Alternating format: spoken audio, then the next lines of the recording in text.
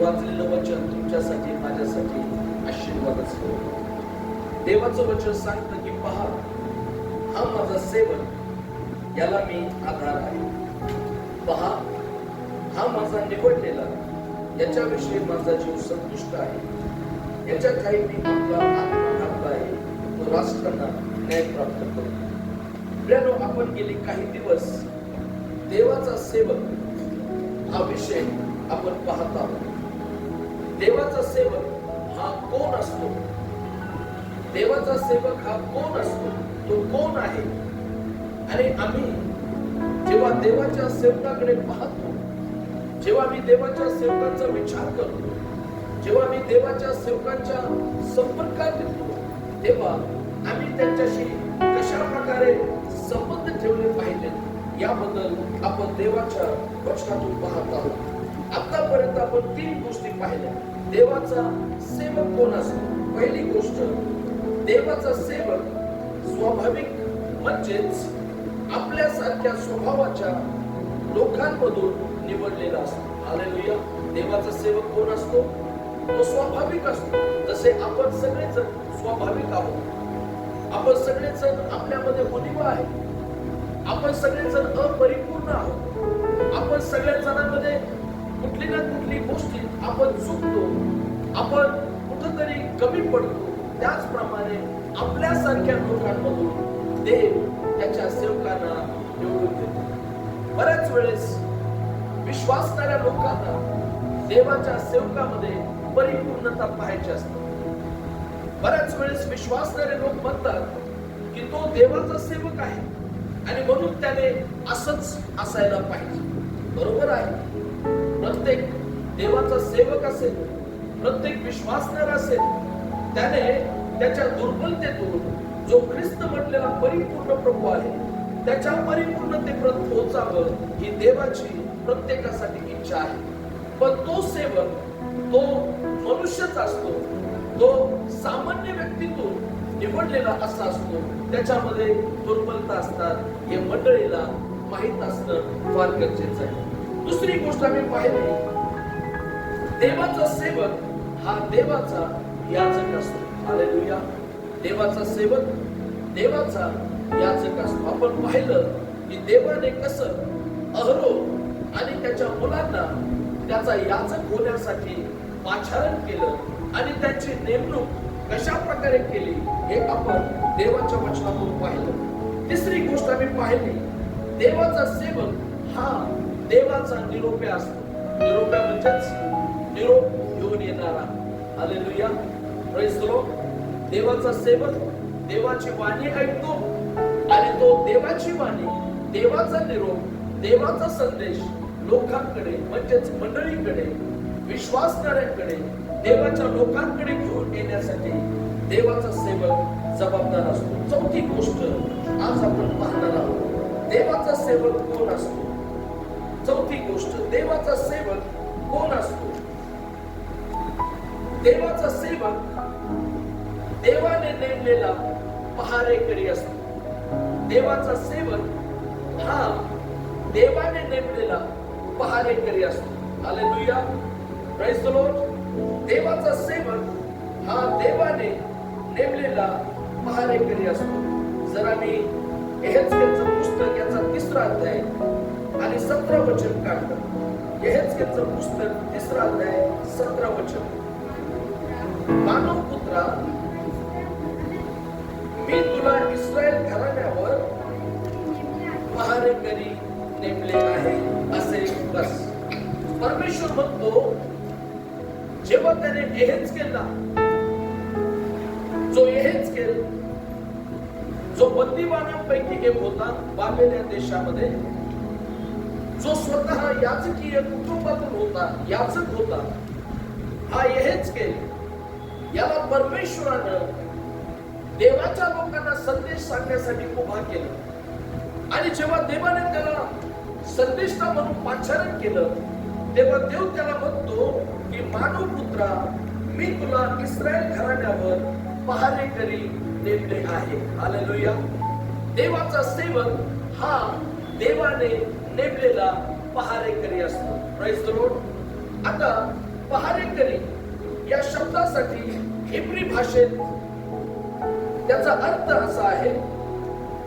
पहारेकरी या शब्दासाठी इब्री भाषेत जो अर्थ आहे तो मी सांगतो. पहिला अर्थ जो लक्ष ठेवतो. पहारेकरी म्हणजे जो लक्ष ठेवतो.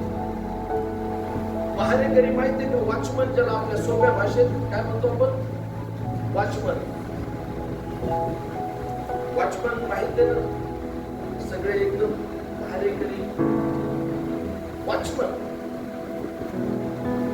पहारेकरी या शब्दाचा इब्री भाषेतला अर्थ आहे जो लक्ष ठेवतो. पहिला अर्थ. दुसरा अर्थ आहे जो दूरवर पाहतो, म्हणजे ज्याची दृष्टी दूरपर्यंत त्याला भेटावी लागते, त्याला लक्ष ठेवावं दूरपर्यंत. आणि तिसरा अर्थ जो सतत जागा राहतो त्याला पहारेदार किंवा पहारेकरी असं म्हणण्यात येतं.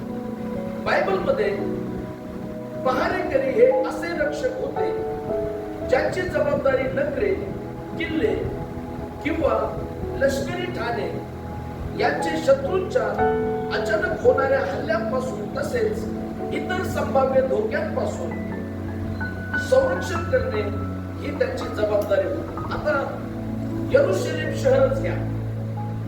यरुशलेम शहराला उंच उंच तटबंदी होत्या. काय होत्या? तटबंदी, उंच तटबंदी. आणि त्या तटबंदीवर या पहारेकऱ्यांसाठी, म्हणजे तिथून त्या तटबंदीवरून, त्या उंच तटबंदीवर त्यांच्यासाठी मनोरे केले जायचे.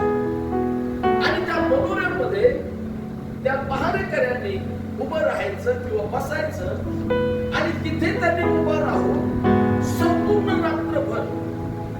संपूर्ण रात्रभर पहारा द्यायचा आणि त्यांनी निगराणी करायची, असं त्या काळात घडत असायचं. आजही आपण पाहतो. जर तुम्ही कळंबा जेलकडे जर गेला, कळंबा जेलच्या ज्या भिंती आहेत त्या भिंतीच्या वर काही ज्याला आपण आता इंग्लिश भाषेत आपण पोस्ट असं म्हणतो, नाही?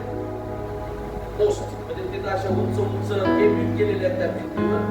आणि त्या पोस्ट मध्ये ते पोलीस लोक बसलेले असतात आणि तिथून ते दुर्बिणीने सगळ्या जेलमध्ये जे कैदी आहेत तिथं काय चाललं, आतमध्ये काय चाललं, बाहेर काय हालचाल चालू आहे याकडे तिथून लक्ष देतो. पहारेकरी, देवाचा सेवक हा पहारेकरी असतो असं आपल्याला देवाचं वचन सांगतं. बायबलमध्ये अशा अनेक पहारेकऱ्यांचा उल्लेख आहे. कुठल्या कुठल्या प्रकारचे आहेत ते मी आपल्याला सांगतो. पहिला प्रकार, जे येणाऱ्या धोक्यांवर लक्ष ठेवायचे ते लक्ष ठेवणारे पहारेकरी. धोक्यांवर लक्ष, शारीरिक भौतिक धोके, नाही का? समजा शत्रू आला, शत्रूने आक्रमण केलं तर त्या धोकेदायक शत्रूंवर लक्ष ठेवण्यासाठी जे उंच उंच तटबंदीवर नेमलेले लोक असायचे ते तिथून पहारा द्यायचे आणि ते लक्ष ठेवायचे. त्याचा रेफरन्स जर तुम्हाला पाहिजे असेल, दुसरे राजे 9 अध्याय 17 वचन लिहून घ्या तुम्हाला हवा असेल तर. दुसरी जी गोष्ट आम्ही पाहतो पहारेकऱ्यांचा उल्लेख, पीक कापणीच्या काळात पहारेकरी शेतांचे आणि द्राक्ष मळ्यांचे संरक्षण करायचे. जेव्हा पीक कापल्या जायचं शेतातलं, मग द्राक्षाचं पीक असेल, कुठलं गव्हाचं पीक असेल, कुठलंही इतर पीक घेतलं जायचं. आणि जेव्हा त्या पिकांच्या कापणीचा हंगाम यायचा, तो समय यायचा, ते कापलेलं पीक चोरीला जाऊ नये म्हणून द्राक्ष मळ्यांचे किंवा शेताचं संरक्षण करण्यासाठी त्या काळी पहारेकरी नेमले जायचे. यशायाचं पुस्तक 5 अध्याय 1-2, मत्तई 21-33, मार्क 12-1. तिसरी गोष्ट आम्ही पाहतो पहारेकऱ्यांचा उल्लेख जो पवित्र शास्त्रात आहे. कुठल्या कुठल्या प्रकारे पहारे दिले जायचे? पहाटेची चाहूल देणारे आणि नवीन दिवसाची घोषणा करणारे पहारेकरी असायचे. आपल्याकडं एक वाक्य फेमस आहे, जागते रहो, है ना? पहिले तसं बोलायचे गोरखा लोक, मोठ्याने ओरडायचे जागते रहो. मला आठवतं ते आवाज बरोबर मध्यरात्री 2:30-3च्या दरम्यान यायचे. पण आता त्यांच्याकडे शिट्ट्या असतात, शिट्ट्या. आमच्याकडचा जो गोरखा आहे ना, तो रोज इथून जात असतो, तो काय करतो 2:30-3च्या दरम्यान शिट्टी वाजवतो मोठ्याने. लक्ष देतं की बाबा हा गोरखा चाललाय, लक्ष देतोय, पाळत ठेवून आहे. तर त्या काळी पहाटेची चाहूल देणारे, म्हणजे पहाट झाली आणि नवा दिवस सुरू होत आहे याची घोषणा करणारे पहारेकरी देखील असायचे. स्तोत्र 130 त्यातलं 6वं वचन, यशायाचं पुस्तक 21वा अध्याय 11-12 वचन रेफरन्स घेऊन घ्या. स्तोत्र 130:6, यशाया 21:11-12. आता हे 3 प्रकार आपण पाहिले. हे सगळे भौतिक स्वरूपाचे पहारेकरी होते. कुणी त्यांच्या देशाचं, त्यांच्या राज्याचं, त्यांच्या शहराचं संरक्षण व्हावं, शत्रूंपासून बचाव व्हावा म्हणून पहारेकरी असायचे. कोणी शेताचे, द्राक्ष मळ्याचं, पिकांचं रक्षण करण्यासाठी पहारेकरी असायचे. कोणी पहाटेची घोषणा करण्यासाठी किंवा नव्या दिवसाची घोषणा करण्यासाठी नेमलेले पहारेकरी असायचे. परंतु बायबलमध्ये पहारेकरी या शब्दाचा आध्यात्मिक अर्थ देखील आहे. आध्यात्मिक, आणि तो आध्यात्मिक अर्थ आपल्याला समजावून घ्यायचा आहे. तो म्हणजे देवाने आपल्या लोकांच्या आत्मिक संरक्षणासाठी संदेशकांना किंवा सेवकांना पहारेकरी म्हणून नेमलेले आहे. हालेलुया. मंडळीचं, देवाच्या लोकांचं आध्यात्मिकरित्या संरक्षण करण्यासाठी, त्यांच्यावर लक्ष ठेवण्यासाठी देवाने त्याचे संदेष्टे किंवा त्याचे सेवक यांना पहारेकरी म्हणून नेमलेले आहे. आता पहारेकऱ्याचं कर्तव्य काय आहे, पहारेकऱ्यांची जबाबदारी काय आहे? 3 जबाबदाऱ्या आम्ही पाहतो. पहारेकऱ्यांच्या 3 जबाबदाऱ्या. पहिली जबाबदारी पहारेकऱ्यांची असते ती म्हणजे जागरूक राहणं.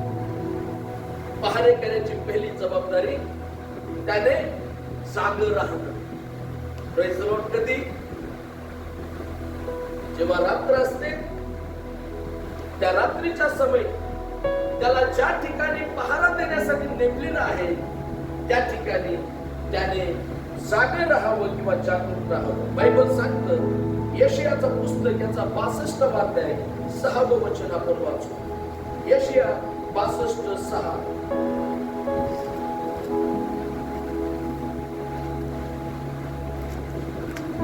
यशाया 62:6. हे यरूशलेमा, हे यरूशलेमा, मी तुझ्या कोटावर पहारेकरी नेमले आहेत. पहारेकरी नेमले आहेत. ते रात्रंदिवस उभे ते राहत नाहीत. रात्रंदिवस उभे राहत नाहीत. अहो परमेश्वराला स्मरण देणाऱ्यांनो, तुम्ही स्वस्थ राहू नका. हालेलुया. देवाचं वचन सांगतं की मी तुझ्या कोटावर पहारेकरी नेमले आहेत. ते कशासाठी? त्यांनी रात्रंदिवस जागे राहावं. हालेलुया. Praise the Lord. किती जण ऐकत आहे? पहारेकरी ज्या वेळेस नेमला जातो त्याच्याकडून सगळ्यात पहिली अपेक्षा असते की त्याने पहारा देण्यासाठी अहोरात्र जागे राहावं. म्हणजे त्याला झोपायची परवानगी नाही.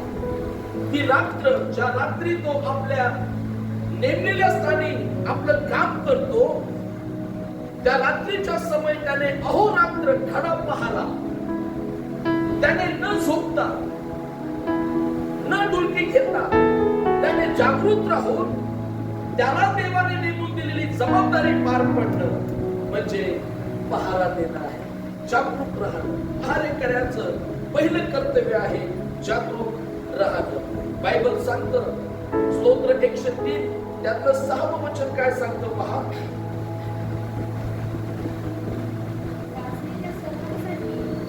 130:6.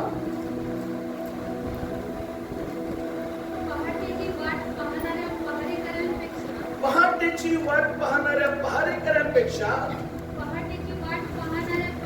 पहाटेची वाट पाहणाऱ्या पहारेकऱ्यांपेक्षा माझा जीव प्रभूची अधिक वाट पाहतो. आता पहारेकऱ्याने का जागावं?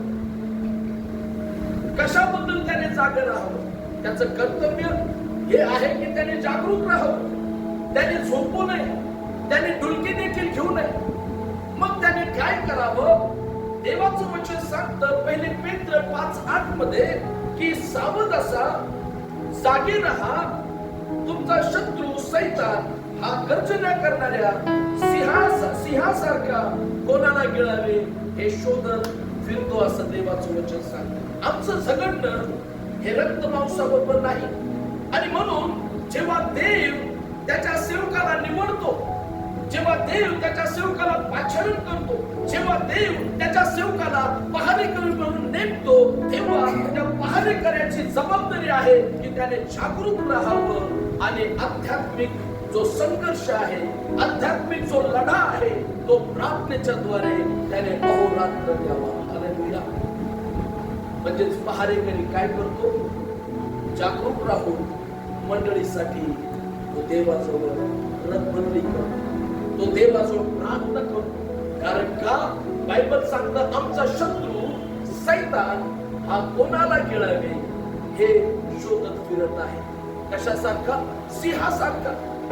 तो सिंहासारखा कोणाला गिळावे शोधत फिरतो.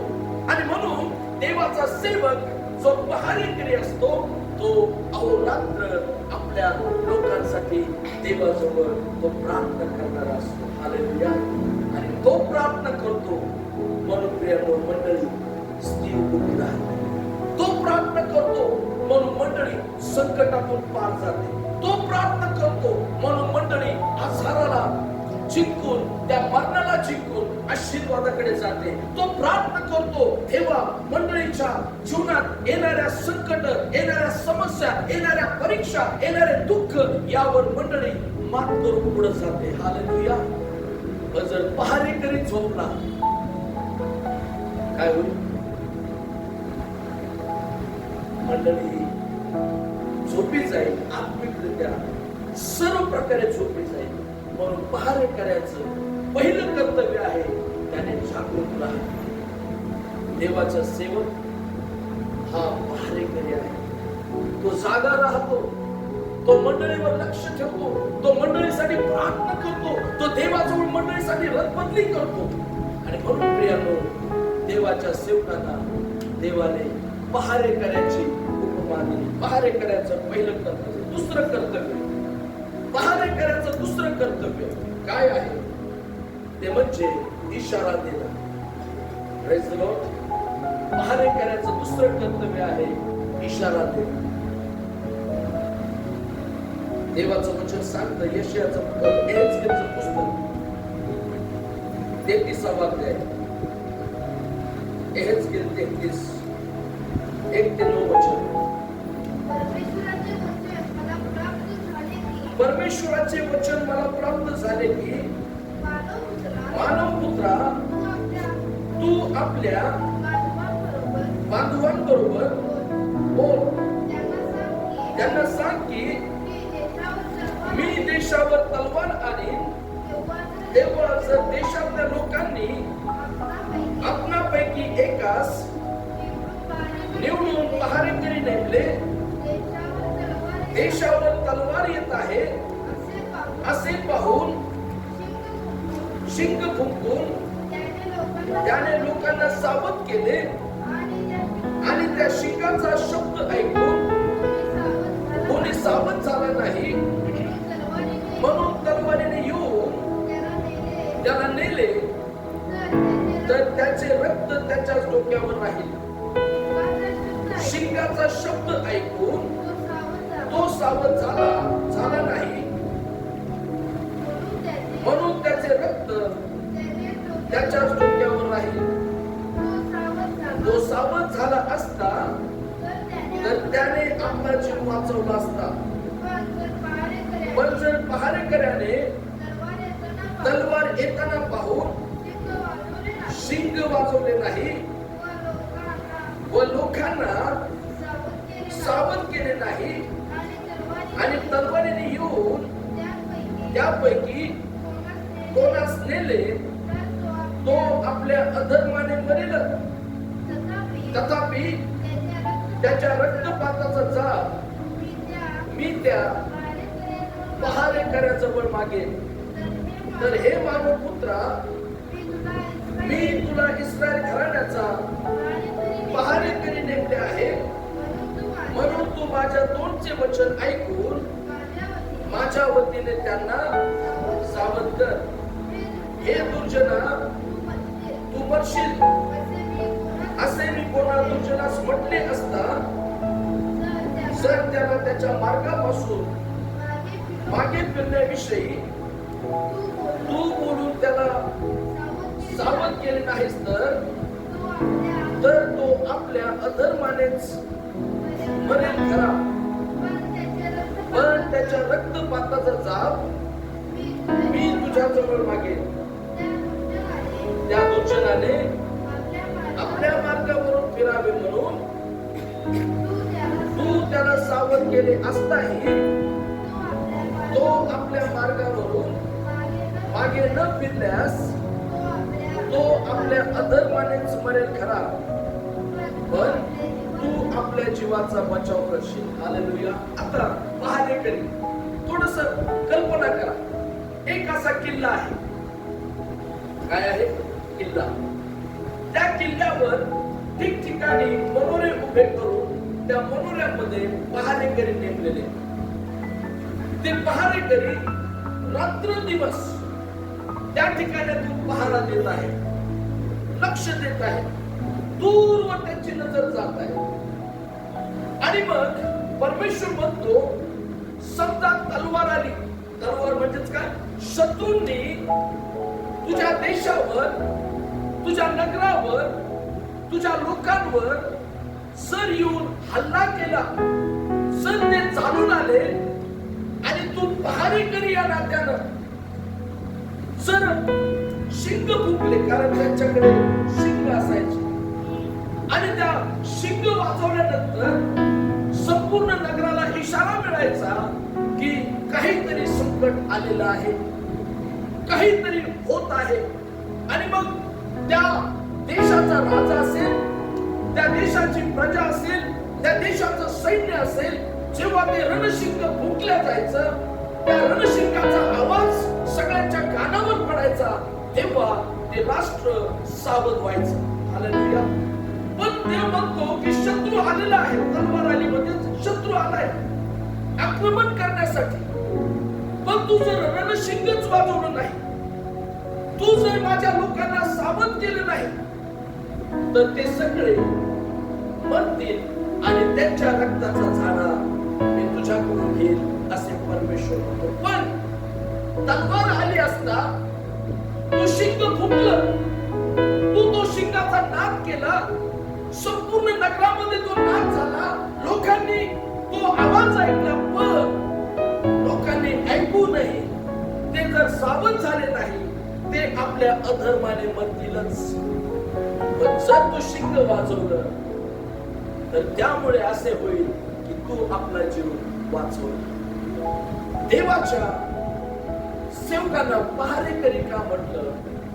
कारण देवाचा सेवकाला देवाने त्याच्या लोकांमध्ये भविष्यात येणारी संकट असतील, भविष्यात येणारे आध्यात्मिक हल्ले असतील, जे आमच्या हिताचे नाहीत, जे आमच्या हानीचे आहेत, जे आमच्या नाशाचे आहेत, जे आम्हाला कदाचित प्रियानो आध्यात्मिक रसाकडे नेणारे असतील, आणि जर देवाचा पहारेकरी म्हणून त्याने संकट पाहिलं, त्याने तलवार येताना पाहिली, त्याने शत्रूला पाहिलं, त्याने सगळं जे घडत आहे ते पाहिलं, पण जर देवाच्या सेवकानं शिंगच फुंकलं नाही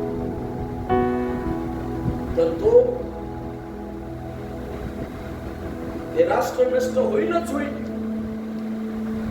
तो व्यक्ती मरेलच मरेल. पण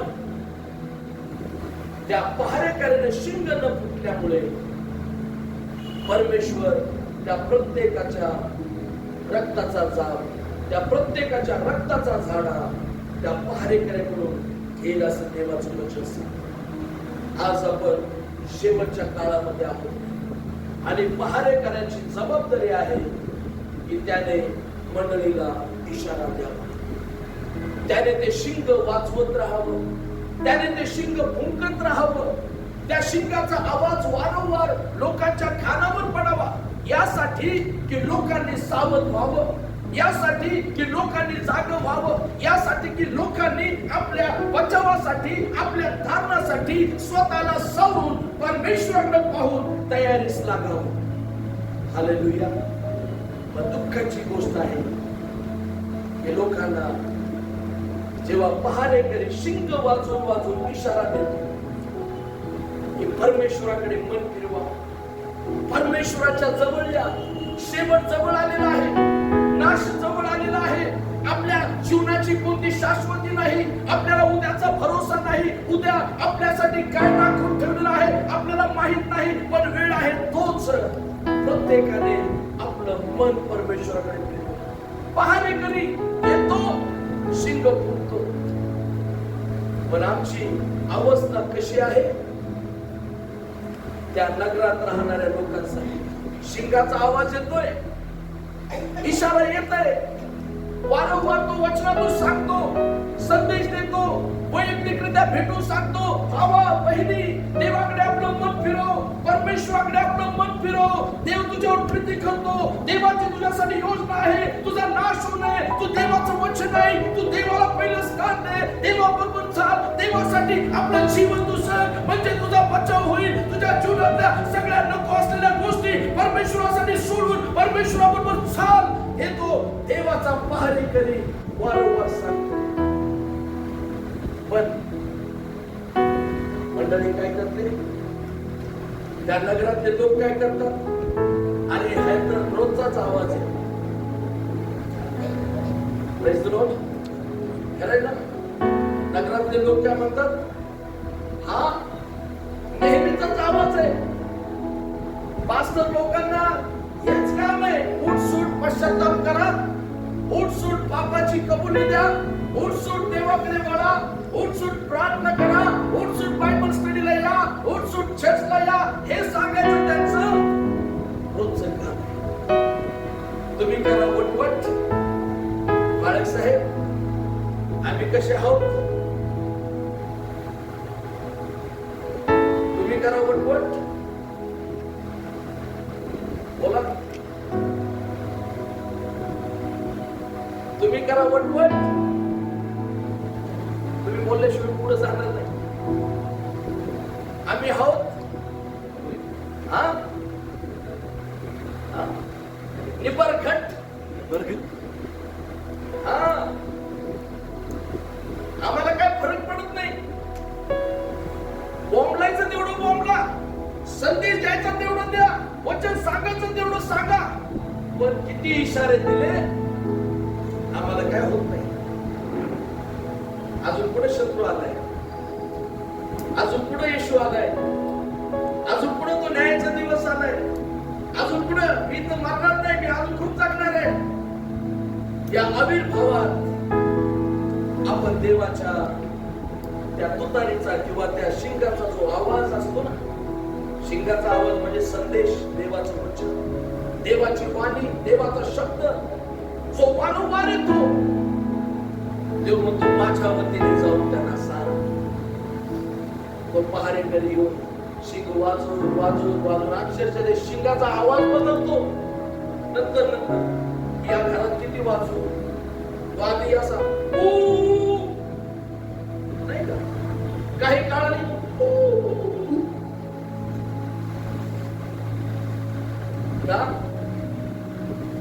कारण आम्हाला त्या शिंगाच्या आवाजाचा काही फरक पडत नाही. प्रभू म्हणतो तू शिंग वाजवलं, तू त्यांना इशारा दिला, तू त्याला सावध केलं, पण तरीही त्यांनी तो आवाज ऐकून ते जर सावध झाले नाही, ते आपल्याच अधर्माने बनले. बायबलमध्ये असे कितीतरी उदाहरण आहेत ज्या लोकांकडे देवाने त्याचे सेवक, त्याचे संदेशते, त्याचा संदेश घेऊन पाठवले. त्या लोकांना वाचण्याची संधी होती, त्या लोकांना आपला बचाव करण्याची संधी होती, त्या राष्ट्रांना परमेश्वराकडे पश्चाताप करून आपलं मन त्या संदेशाकडे लावून परमेश्वराकडे आपलं मन फिरवायची त्यांना संधी होती. तर त्या लोकांनी देवाच्या इशाऱ्याकडे सरळ सरळ दुर्लक्ष केलं. कधी कधी देवाचा सेवक पोटतिडकीने देवाचा संदेश सांगत असतो आणि चर्च मध्ये लोक एकमेकांना बोलण्यात व्यस्त असतात. चर्च मध्ये लोक दुसऱ्याच गोष्टींमध्ये बिझी असतात. कुणी मोबाईल मध्ये, कुणी एकमेकांना असं करण्यात. ऐक, हे तुझ्यासाठी माझ्यासाठी नाही.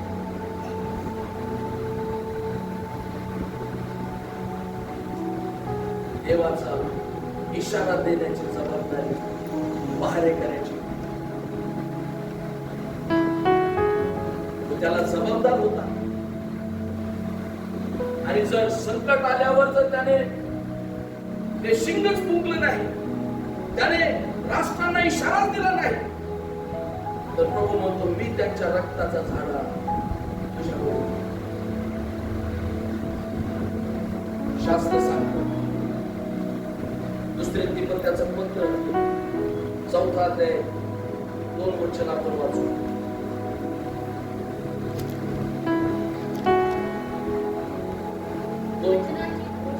वचनाची घोषणा कर, सुवेळी अवेळी तयार राहा, सर्व प्रकारच्या सहनशीलतेने व शिक्षणाने दोष दाखव, निषेध कर व बोध कर. परमेश्वर आम्हाला म्हणतो, म्हणजेच पहारेकऱ्यांना म्हणतो, इशारा देणाऱ्यांना म्हणतो, काय म्हणतो? वचनाची घोषणा कर, सुवेळी अवेळी तयार राहा, सर्व प्रकारच्या सहनशीलतेने व शिक्षणाने काय कर? दोष दाखव. पहिली गोष्ट दोष दाखव, दुसरी गोष्ट निषेध कर, तिसरी गोष्ट बोध कर, असं परमेश्वर त्या ठिकाणी मंडळीच्या लोकांना तो पहारेकरी, हा पहारेकरी रक्षण करणारा नाही, हा पहारेकरी आमचा दुश्मन आहे, आमचा वैरी आहे असं म्हणतो. का? कारण तो येऊन नेहमी इशारा देत असतो. दादा देवाकडे या, ताई देवाकडे या, ब्रदर देवाकडे या, सिस्टर देवाकडे या, तरुण लेकरांनो देवाकडे या, पश्चाताप करा, देवाला जीवन द्या. हे ऐकायला आज लोकांना आवडत नाही. लोकांना काय आवडतं? त्यांच्या कानाची खाल चिरवण्यासाठी, त्यांच्या मनाला समाधान मिळण्यासाठी लोकांना आज पैसा देऊन संदेश ऐकायला आवडत आहे. पैसा देऊन पैशावाले लोक पैसा पेड करत आहेत. एका मीटिंग साठी पैसे पेड करत आहेत. का?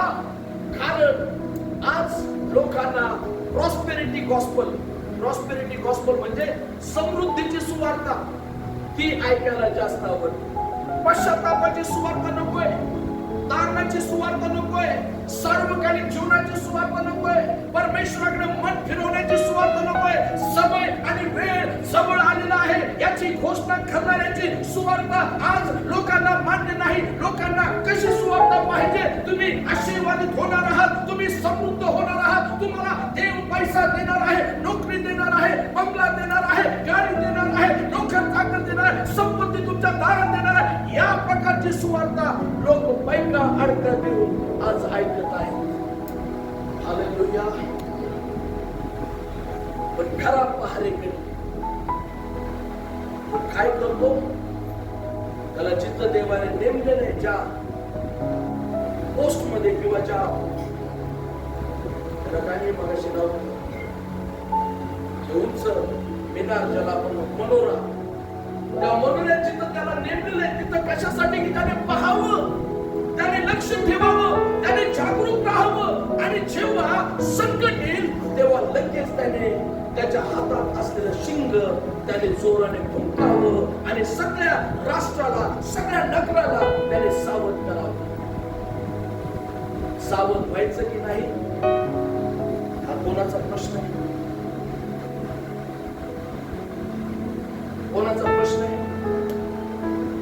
मंडळीचा प्रश्न.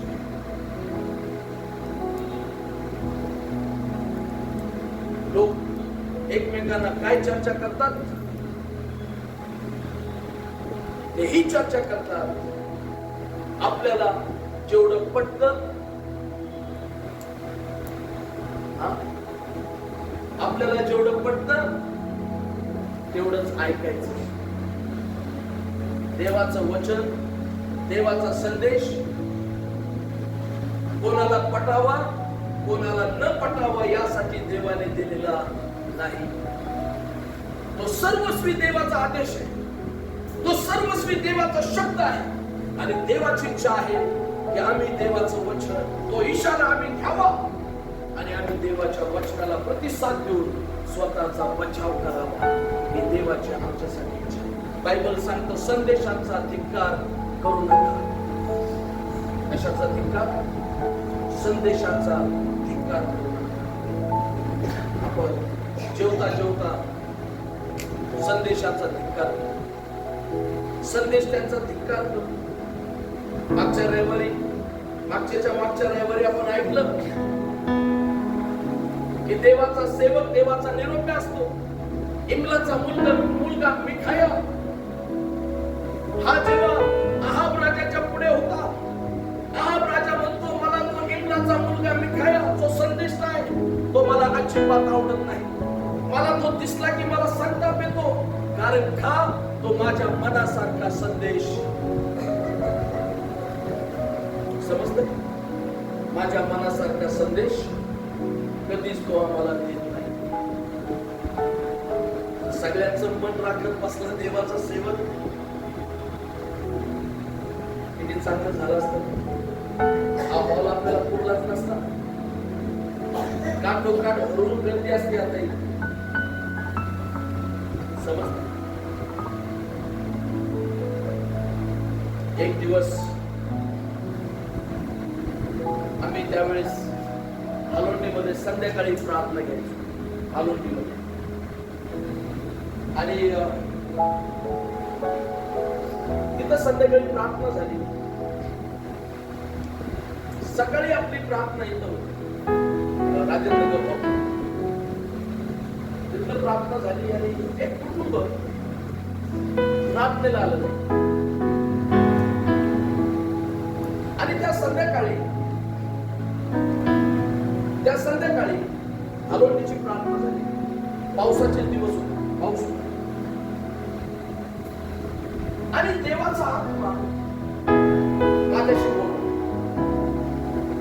की तू आहे असाच या पावसात, भर पावसात तू त्या कुटुंबात जा.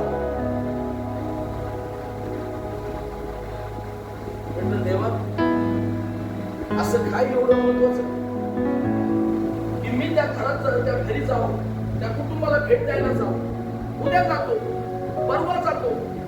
देव बोलला नाही, आत्ताच्या आत्ता तू जा. माझ्या मनात एकदम अस्वस्थता झाली.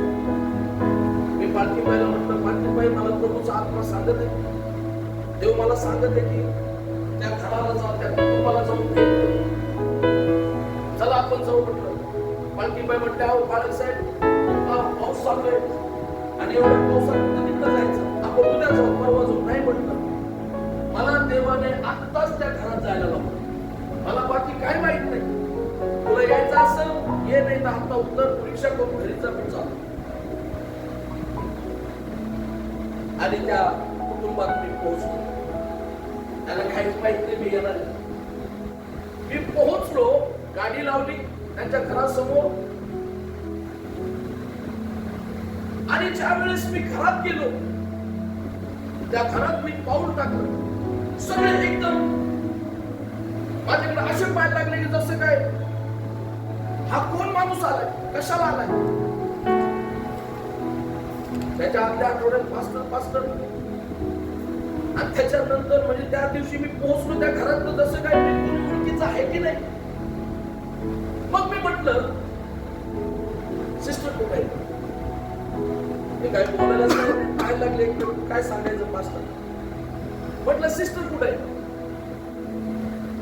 ते म्हणले आहे की आपल्या खोलीत बसले प्रार्थना करत. म्हटलं प्रार्थना करतात, खरंच प्रार्थना करतात. हा, प्रार्थना करत बसल्या. पण म्हटलं त्या प्रार्थना करत असत्या सकाळी चर्चला आले असते. कारण प्रार्थना करणारा माणूस पहिला कुठं जातो? कुठं जातो? त्याला देवाचं महत्व असतं, त्याला चर्चचं महत्व असतं, भक्तीचं महत्व असतं. फक्त प्रार्थना करणं म्हणजे सगळं झालं असं नाही. आणि जेव्हा ते मला काय म्हणे ना, आज जा, मी काय केलं, त्यांनी दार लावलेलो, त्या सिस्टरने ऐकला माझा आवाज, आम्ही भिजलेलो. आणि जेव्हा मी आता कोणी काय म्हणाल, मीच दार ढकललं, जाऊन पाहतो तर एक बाई आणि त्या सिस्टर गुडघे टेकून प्रार्थना करत. आणि ती बाई वेगळाच प्रकार करत होती. म्हणजे मंत्रतंत्र केल्यासारखी प्रार्थना करतात ना काय काय करून, माहिती ना अशा प्रार्थना.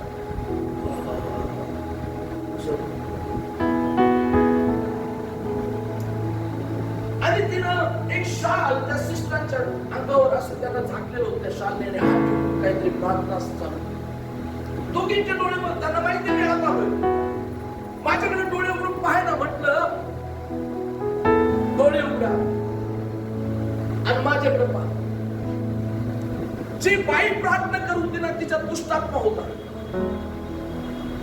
काय होता?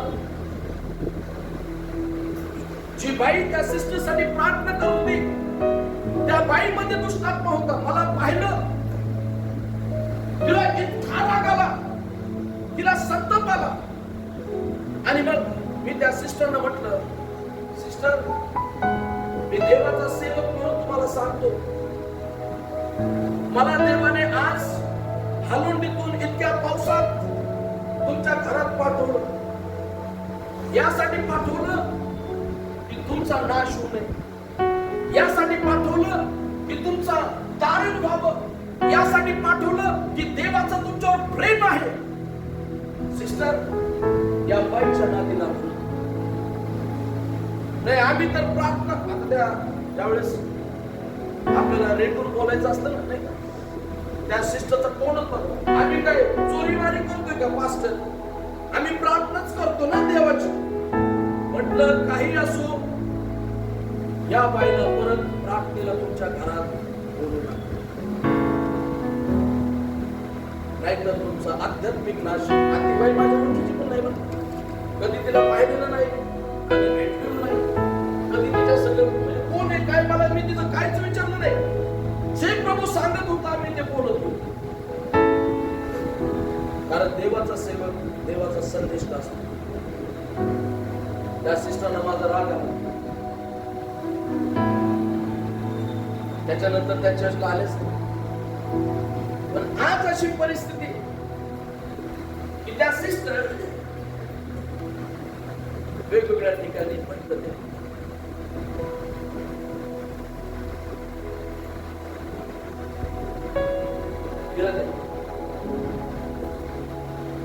कुठंच एका जागेवर त्या स्थिर नाही.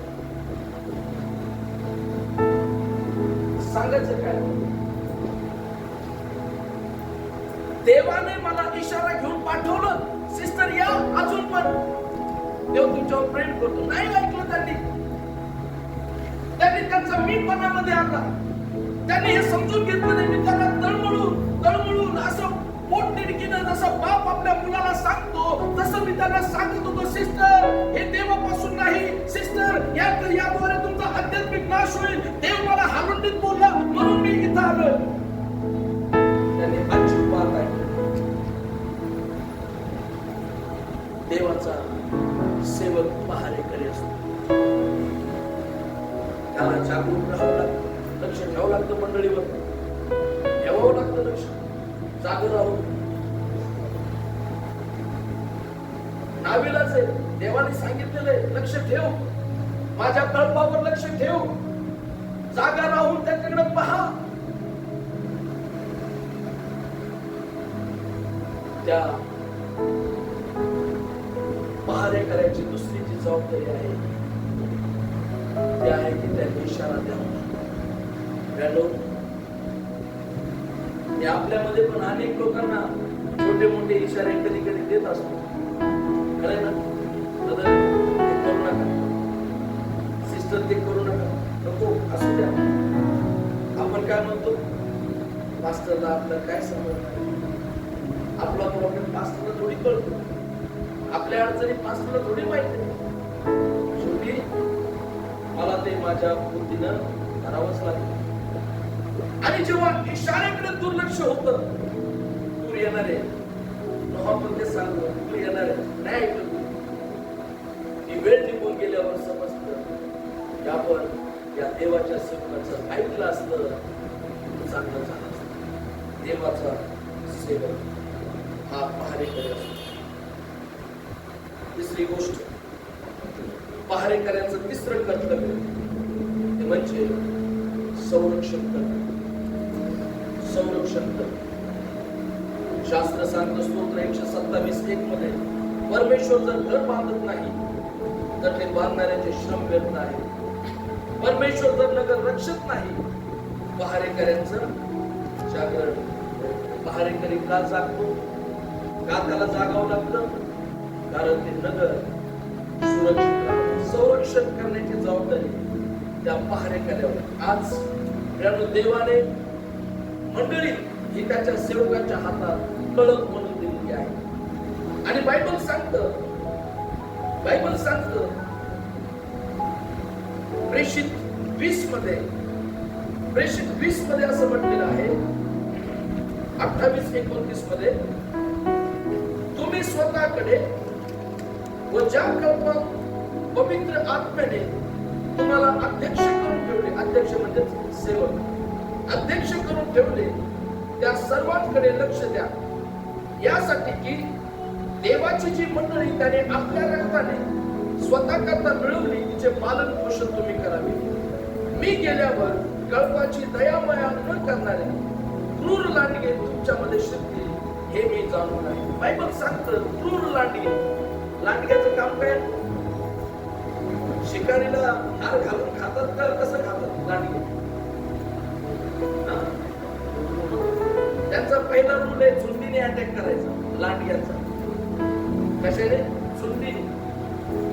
आणि मग अटॅक केल्यावर असा करायचा ना की त्याचं काहीच उरलं नाही पाहिजे शिकारीचं.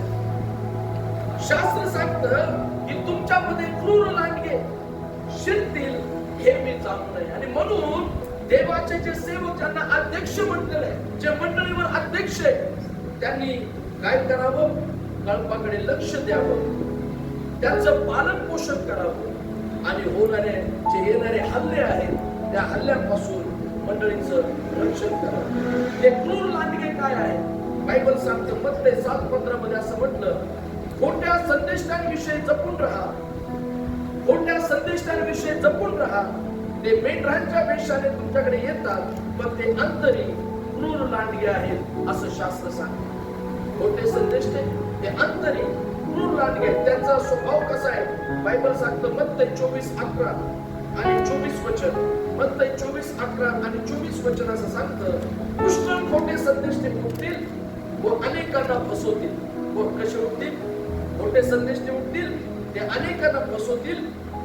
24 वचन सांगतं, खोटे ख्रिस्त व खोटे संदेश ते उठतील व साधेल तर निवडलेल्यांना देखील फसवावे म्हणून मोठी चिन्हे व अद्भुते दाखवतील. प्रत्येक चमत्कार देवापासून असतो असं नाही. प्रत्येक चिन्ह देवापासून असतं असंच नाही. तुम्हाला माहित आहे मोशेने काठीच्या द्वारे चमत्कार केले मिस्र देशात. किती लोकांना माहिती? तुम्हाला माहित आहे का मोशेने केलेले चमत्कार फारोच्या जादूगारांनी पण केले होते? समजतंय ना?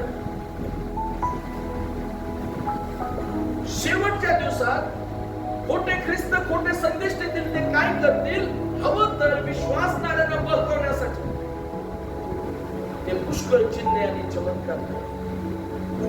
चमत्कार झाले लगेच आपण काय करतो? नमस्कार करतो. एक कुटुंब आपल्या मंडळीतून काय गेलं माहिती?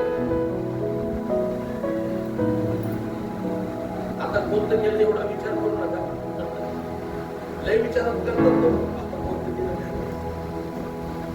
एक कुटुंब मंडळीतून काय गेलं माहित आहे, त्या कुटुंबाने जाताना मला सांगितलं, मास्टर तुमच्या चर्चला आम्ही किती वर्ष झाले,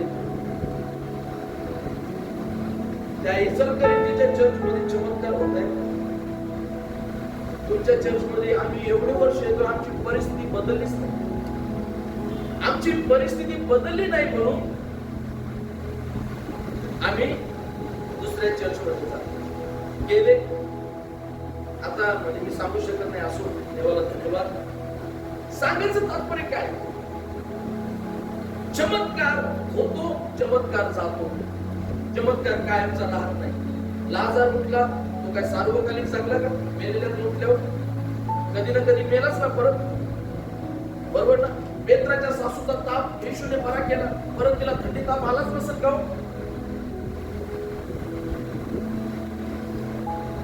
टिकणार काय? टिकणार हे देवाचं वचन, हे सार्वकालिक आहे. बायबल सांगतं आकाश आणि पृथ्वी ही ढळून जातील, पण त्याचं वचन सर्वकालिक. याच्या मागे लागलं, याच्यावर आपला विश्वासाची उभारणी होऊ द्या. या वचनावर, देवाच्या संदेशावर, देवाचा जो पहारेकरी देवाने इथं नेमलेला आहे, त्याच्याद्वारे जे वचन येतं, ते वचन लक्षपूर्वक ऐका, ते शिका, ते ग्रहण करा, आपल्या जीवनामध्ये कृतीमध्ये वचन घेऊन या आणि पहा तुमचं जीवन परमेश्वराच्या नावात किती आशीर्वादाने आशीर्वाद. पहारेकरी हा तुमच्या संरक्षणासाठी. कधी कधी मी तुमच्या जीवनातल्या चुका दाखवतो. चुका म्हणजे ब्रदर असं नका करू, सिस्टर ते तसं नका करू. खरंय ना? आपल्याला काय वाटतं, आपला पाळत आपला दुश्मनच, त्याला आपलं चांगलं पाळतच नाही. काही करा, पास्टर आहेच आडवे.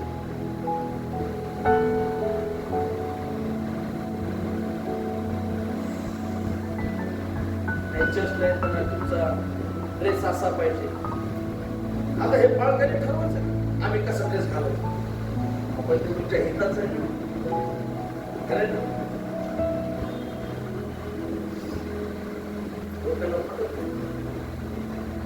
तुमचं रक्षण होण्यासाठी, तुमचं संरक्षण करण्यासाठी तो पहारेकरी देवाने दिला. आणि म्हणून बायबल सांगतो, शेवटचं वचन वाचून प्रार्थना, इब्री लोकास पत्र 13-17 आणि कोणीतरी पहिले करीब 4:1 वाचा. पहिले इब्री लोकास पत्र 13-17.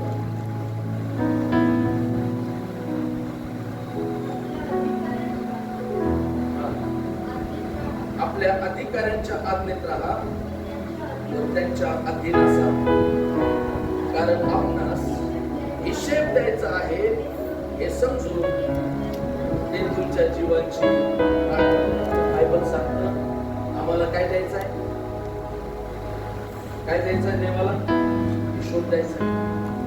आणि ते ध्यानात ठेवून तो देवाचा सेवक तुमच्या जीवाची काय करतो? राखण करतो.